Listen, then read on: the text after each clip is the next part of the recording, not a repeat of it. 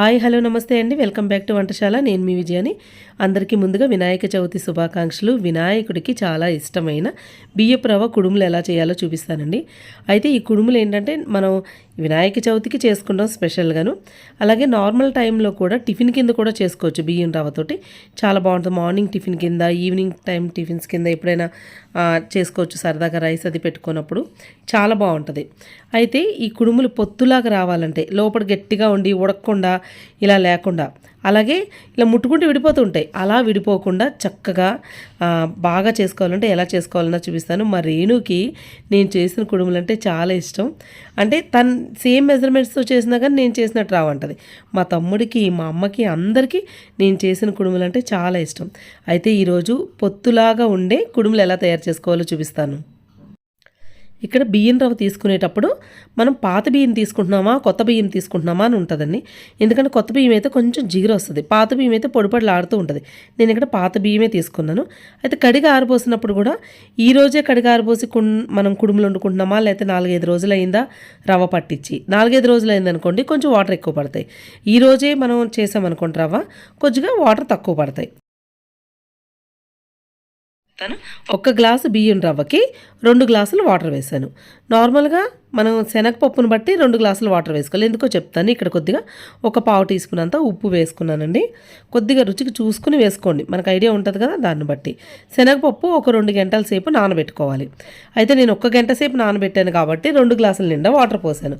అదే ఒక 2 గంటల ముందు కనుక శనగపప్పు నానబెట్టుంటే కొంచెం వాటర్ తగ్గించుకునేదాన్ని, ఒక పావంతు. ఓకే.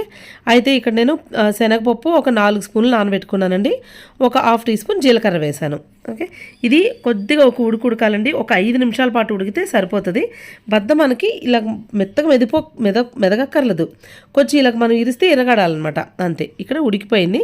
సరే, ఇందులో ఒక 4 స్పూన్లు పచ్చి కొబ్బరి వేసుకున్నాను. కొబ్బరి మీద బ్రౌన్ కలర్ చెక్కు తీసేసుకుని కొబ్బరి ఇలాగా మిక్సీలో వేసేసుకుని నేను ఇందులో వేసుకున్నానండి. ఇంకొక స్పూన్ కావాలంటే కూడా వేసుకోవచ్చు, మరి ఇంకా అంతకన్నా ఎక్కువ వేయకూడదు, ఎందుకంటే నీళ్ళు తక్కువ అయిపోతాయి అనమాట. ఇప్పుడు రవ్వను జారుగా ఇలా పోసుకుంటూ వేసుకోవాలి. ఓకే. 2 గ్లాసులు అయితే పట్టేస్తుందండి, అంతకన్నా ఎక్కువ అవసరం ఉండదు. ఇంకా కొంచెం ముందు రోజు అది రవ్వది పట్టించుకున్నారనుకోండి, అప్పుడు 2.5 కూడా వేసుకోవచ్చు వాటర్. ఓకే. ఇలా కొద్దిగా జారుగా వేసేసుకుని బాగా కలిపేసుకోవాలి. చూడండి, ఒకసారి కలుపుతూనే ఉండండి 1 నిమిషం పాటు. ఇదిగో ఇలా కలుపుతూ ఉంటూ మూత పెట్టేసుకోవాలి. మూత పెట్టేసుకుని ఒక 2-3 నిమిషాలు అలాగ ఉడకనివ్వాలి. ఓకే. అలాగని ఎక్కువసేపు ఉంచకూడదు, సిమ్లో పెట్టుకోవాలి, లేదంటే కింద అడుగు అంటుకుపోద్ది. ఇప్పుడు స్టవ్ ఆఫ్ చేస్తాను. ఇలా చక్కగా ఒక్కసారి పైకి కిందకి కలిపేసుకుని దీనిపైన మూత పెట్టేసి ఒక 10 నిమిషాలు అలాగా మగ్గుతూ ఉంటుంది. ఆ వేడికి తర్వాత చల్లారబెట్టుకుందాం. ఓకేనా.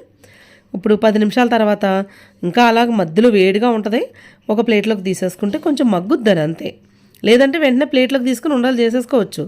నేను టైం ఉంది కదా అని అలా చేస్తున్నాను. ఇక చూడండి, ప్లేట్లోకి తీసుకున్నాం కదా, మనకి వేడి లేకుండా ఉంటే కొద్దిగా ఏం చేస్తామంటే ఉండ బాగా అవ్వడానికి చూడండి, పిండి అంత పొత్తులాగా ఉంది. రవ్వ ఉడకబెట్టాం కదా, పొత్తులా ఉంది. మన చేయి తడి చేసుకుంటూ ఉండాలి చేసుకోవాలి. ఇది తట్టె ఇడ్లీ చేస్తాను చూడండి, ఆ స్టాండ్ అనమాట. ఇడ్లీ రేకుల మధ్యలో తీసేసి తట్టె ఇడ్లీ ప్లేట్ పెట్టి అందులో అరిటాకేసి కుడుములు పెట్టాను. అరిటాకు లేకపోతే ఓకే, ఉంటే వేసుకోండి. ఓకే. వేసుకుని ఇడ్లీ పాత్రలో ఒక గ్లాస్ వాటర్ పోసుకున్నానండి. ఈ స్టాండ్ని అందులో పెట్టేస్తాను. ఇదిగోండి, ఇడ్లీ పాత్రలో వాటర్ కొంచెం మరుగుతున్నాయి కదా, అప్పుడు స్టాండ్ పెట్టేసుకుని మూత పెట్టేయడమే. మూత పెట్టేసాం కదా, 5 నిమిషాలు మీడియం ఫ్లేమ్లో పెట్టుకోండి. ఒక 2 నిమిషాలు సిమ్లో పెట్టుకుని తర్వాత స్టవ్ ఆఫ్ చేసేసుకుంటే మనకి కుడుములు అయితే ఉడికిపోతాయండి చక్కగాను. తర్వాత స్టవ్ ఆఫ్ చేసేసిన తర్వాత ఒక 5 నిమిషాల తర్వాత మూత తీసుకుంటే చక్కగా కుడుములు అయితే ఉడికిపోతాయి. ఈ కుడుములన్నీ కూడా బయటకు తీస్తాను చూడండి. వినాయకుడికి ఎంతో ఇష్టమైన రవ్వ కుడుములు రెడీ. మరి చూడండి, పొత్తు లాంటి దూది లాంటి కుడుములు అయితే రెడీ అయిపోయినాయండి. మనకి ఇందులో మన ప్రసాదంగా పెట్టుకునేటప్పుడు ఇలా చేసుకుంటాం. ఒకవేళ మన ఇంట్లోకి చేసుకోవాలంటే పచ్చిమిరపకాయలు కూడా వేసుకోవచ్చు, ఇందులో బొబ్బర్లు కూడా వేసుకోవచ్చు. ఆల్రెడీ ఇంతకుముందు వీడియో కూడా పెట్టానండి. ఇప్పుడు ఈ కుడుములు ఎలా వచ్చాయో మీకు నేను చూపిస్తాను చూడండి. ఇదిగోండి కుడుములు చూడండి, రవ్వలాగా ఉంటాయండి. అగో ఇలా తీసి చూపిస్తాను చూడండి, మధ్యలో కూడా చాలా బాగుంటుంది. అయితే ఇవి నార్మల్గా మనం తినేటప్పుడు కొబ్బరి పచ్చడితో తింటే కుడుములు అయితే చాలా బాగా వచ్చాయండి. మరి ఈ కుడుములు ఎలా తయారు చేయాలో చూపించాను కదా, మీ అందరికీ నచ్చినట్లయితే మా ఛానల్ సబ్స్క్రైబ్ చేసుకోండి, లైక్ చేయండి, షేర్ చేయండి. మళ్ళీ వచ్చే వీడియోలో ఒక మంచి రెసిపీతో మళ్ళీ కలుసుకుందాం. అంతవరకు సెలవు, బాయ్ బాయ్.